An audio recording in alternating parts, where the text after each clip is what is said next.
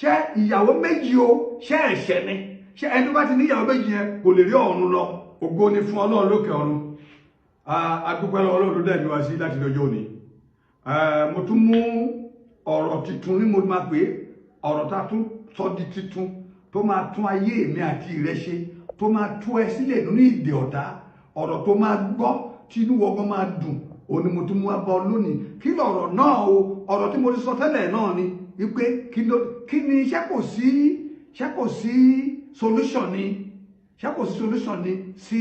àwọn ọmọ wa tí wọ́n ti wà lẹ́yìn of 30 32 35 40 tí wọ́n lọ́kọ ṣé ká fi wọ́n lẹ̀kọ́ wà bẹ́ẹ̀ ni ṣé ìyàwó méjì o ṣé ẹ̀ṣẹ̀ ni ṣé ẹni tó bá ti ní ìyàwó méjì yẹn kò lè rí ọ̀run lọ kò lè lọ sọ́run torí pé bàbá tó fẹ́ ètò bí èmi kò ní ìyàwó méjì ó ní ìyàwó méjì lọ́wọ́ lẹ́ni àlùfáà ni mí ṣé bàbá mi yẹn ẹ fẹ́ sọ pé kò lọ sọ́run ni àbẹ́wò bàbá tó bí àlùfáà tó bí àwọn èèyàn ńlá láwọn yẹn ẹ fẹ́ sọ pé kò lọ sọ́run so eléyìí ni mo fẹ́ ṣàlàyé fún wa lónìí torí pé ó ní àwọn ènìyàn mi kùnà torí pé wọn kò ní ìmọ̀ tí mo rí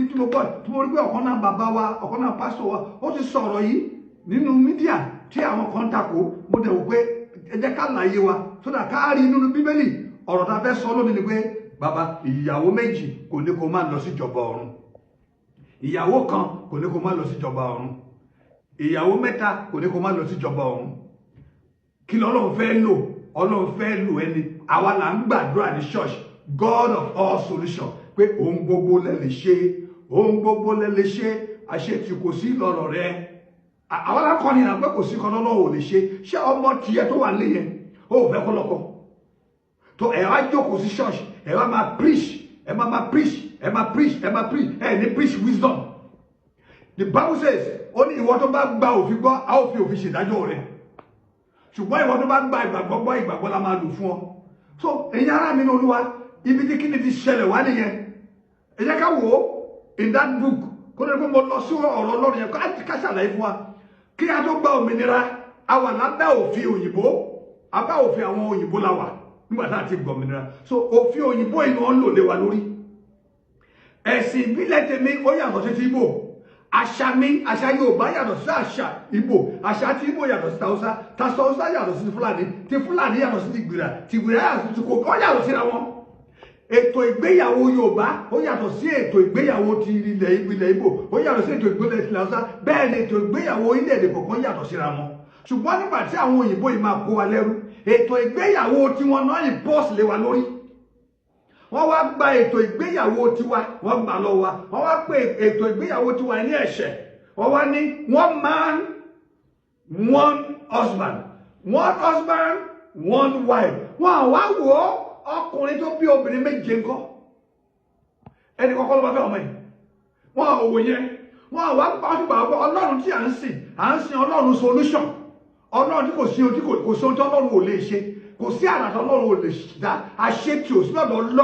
Ọlọ́run yẹn mo